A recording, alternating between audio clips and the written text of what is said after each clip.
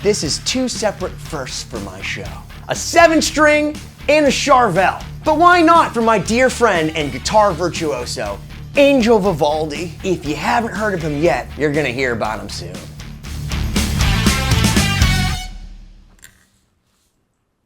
There's just something sexy about these beautiful gold DiMarzio pickups and this Godot floating bridge on this flat black Jackson Dinky style body. They could be friends. Jackson Dinky, Charvel DK-24, Angel Vivaldi. Not only is this guitar beautiful, not only does it feel awesome in my hands, it represents a force of nature, a very opinionated and proactive individual named Angel Vivaldi. This guy makes me tired because he's just constantly writing music, bodybuilding, probably helping kittens out of trees. He's been fighting for the LGBTQ+ community. Before any of that, he's a ridiculous guitarist. Ben Ash actually sent me an idea for a video called The Greatest Guitarist You Hadn't Heard of Yet, Angel Vivaldi. Funny thing, Ben, Angel actually plays on not one, but two of my Lost Symphony records. La Cremosa on Chapter 1, and on a song called Acceptance on Chapter 3. I didn't ask him to play on that song.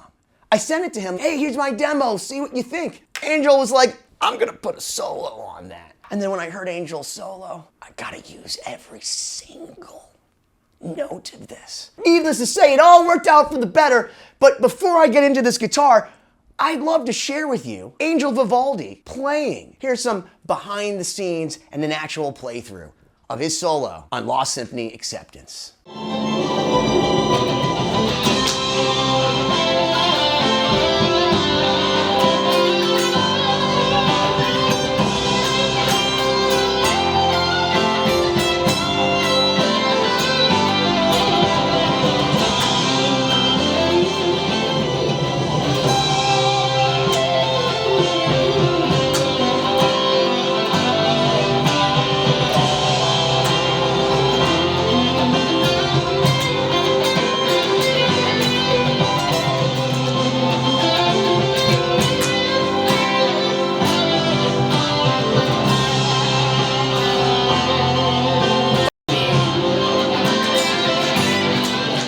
Oh, I have nothing.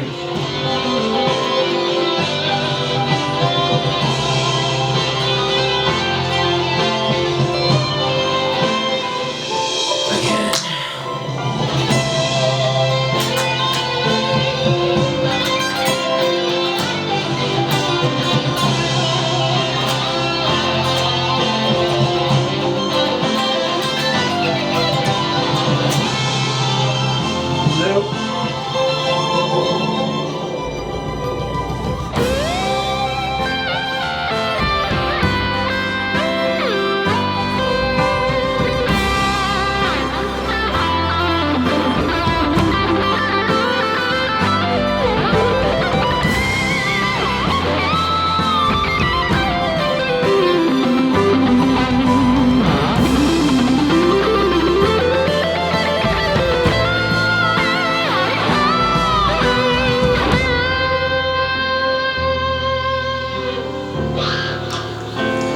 Hey!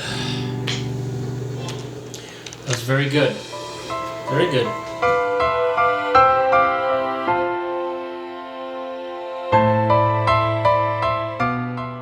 I kept that solo on Acceptance. I mean, how good is that? I'm a melody guy. Can I hum it? Is it a musical surprise? He writes these beautifully interesting lines with this crazy technique. Sweep pick into tapping.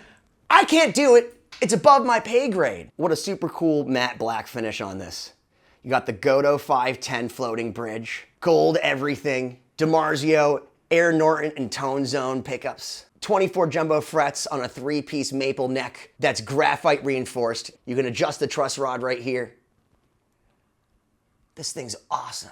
7 strings, matching headstock. Oh, that's beautiful. Got the locking tuners and the Angel Vivaldi logo right there. This neck is just so fast. It's smooth, like petting a Sphinx kitty. 4 bolts on the back, so you can get as much sustain out of this. Think it's time maybe I catch up with my buddy Angel Vivaldi. Let's give him a call. Well, hello there. Well, hello there, Mr. Vivaldi. How are you? I'm doing fantastic, man. How about yourself? I'm doing great. I'm not into 7 strings, but I might be converted after the few weeks I've spent with this beautiful Charvel. Can you tell me about it, dude? I love it, man. We got another 7-string recruit. You might have to show me what to do on it because I'm not at your pay grade, bro. Just not there yet. You know, it's not really that intimidating, you know? I think a lot of people, well, not anymore, but I mean, like back in my day when the kids were all playing 7 strings. You have a little bit more flexibility in terms of like not having to tune down to, you know, all these crazy Tunings and stuff and have to reset up your guitar, especially if it's a floating system. Think about it. I mean, like you already have a B string on there If you look at the relation between that high B string, and your high E string. it's pretty much the same exact thing, just an octave lower. I followed you up until the high part, and then it kind of just started sounding like Charlie Brown's teacher. When you see the kids walking around with their pants all low, you're like, pull up your pants. Just tune your guitar low like a man. Tune it up. I was a little intimidated to do a demo on a 7-string. I'm not used to it. You saw how Angel plays, so I enlisted my good friend Josh Beatler, and I told him I got the Angel Vivaldi Charvel 7-string. Benny, I'll be right on over.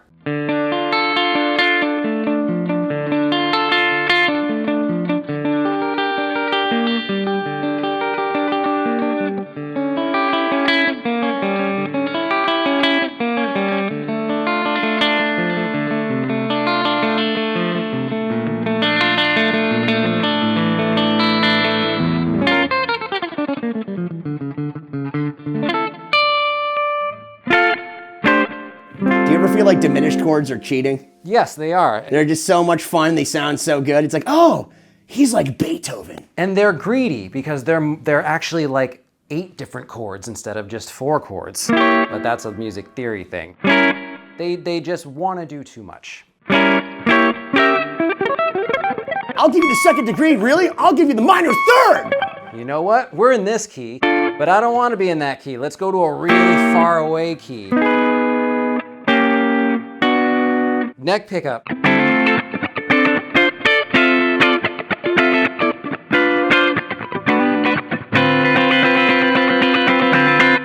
It's got some funk.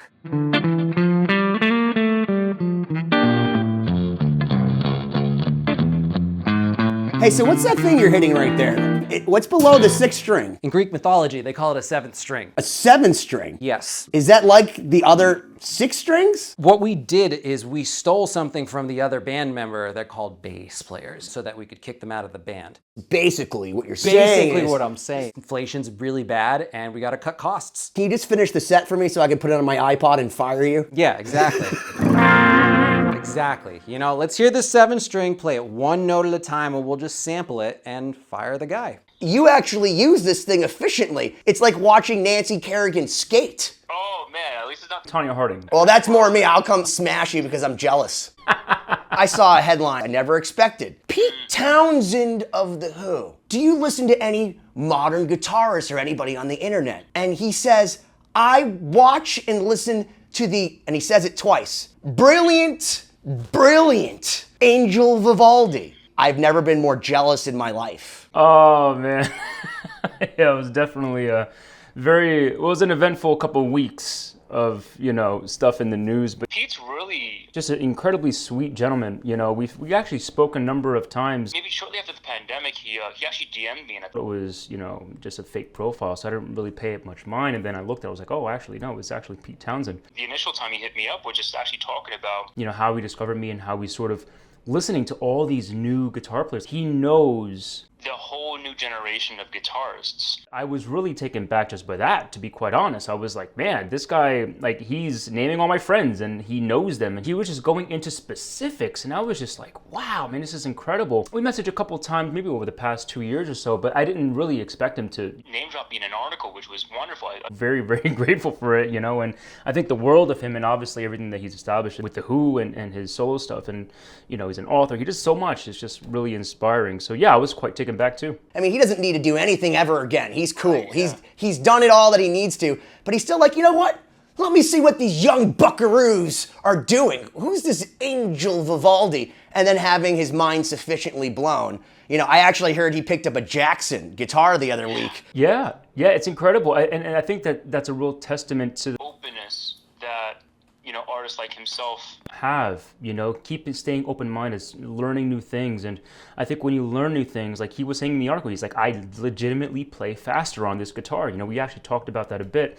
And he was saying, he's like, I bash this Floyd all the time now, and it stays perfectly in tune out of the box. Like, because he was open to new experiences, he's now in a position where he has a tool that makes him play with ease, which gives him more headroom to do things that he wasn't maybe able to do before, which is wonderful. Do you think that if he had a Floyd on his Les Paul back in the day, that he wouldn't have smashed it? Oh yeah, dude. Oh, absolutely. There's no question in my mind. Okay, humbucker. Your mom's a humbucker. Bet you can't do that on the lead pickup.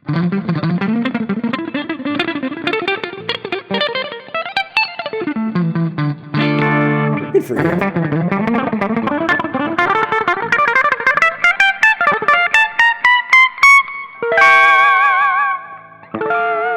There's your diminished chord right there. So that's all your cleans. Now let's talk about some dirty.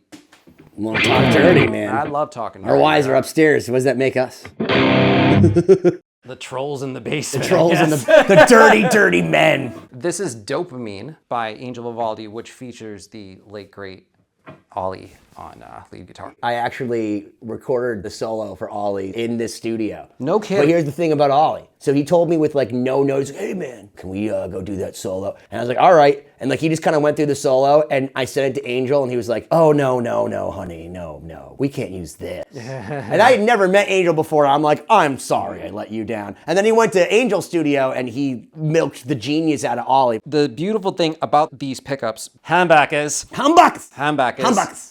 Every time I say pickups, God kills a kitten. The definition of every note comes out. So whether you're playing single note riffies or full chords, and you want the gent sound, then you can get it. You know, here's your Dopamine riff.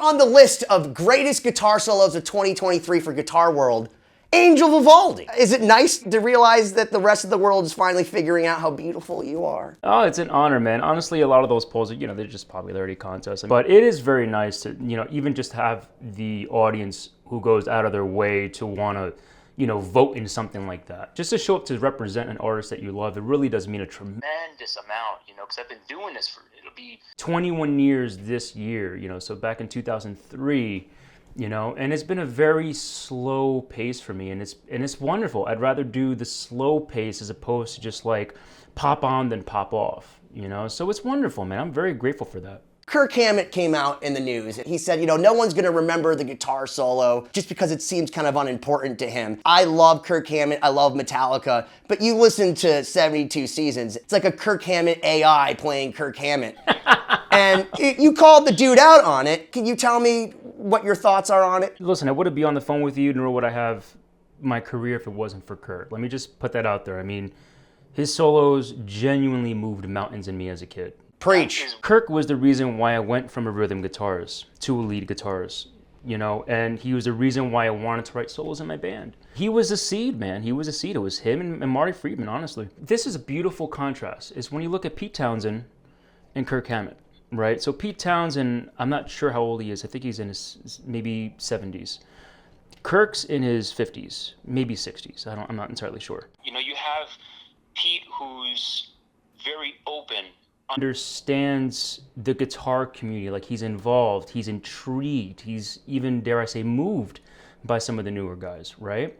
And then you have Kirk, who couldn't even name you any of these guys. You know, he doesn't understand. I just think it's a lack of awareness. You know, and I think it's a lack of willing to be aware. You know, I think the saddest thing for me personally, as like looking at him as a hero, is sort of seeing that imagination and that openness and that wanting to learn more fade from someone who was once incredibly creative. I think that's the saddest thing for me. Kirk is so big with Metallica, he probably lives in an egocentric world where it's just, God bless him for being able to live in that Metallica bubble. He's in one of the biggest bands, and he's doing what Pete Townsend could, which is just being Kirk Hammett and living in that world. Pete's choosing to breathe in the new air. But you know, God bless Kirk Hammett, because I'm with you. He's the reason that I wanted to play lead guitar, and I will never take anything away from him. And you know what? Metallica still rule. Absolutely. You know, and I'll love Kirk Hammett forever, but I'm with you. I think that he could try harder for himself. And that's if he wants to. You know, there's so many other things in life to experience. You know, I mean,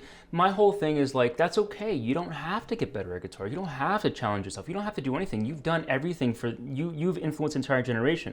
My whole thing is, don't say things like that. How much cooler do you get than that guy? And what a humble, incredibly deep-thinking human being that Angel Vivaldi is.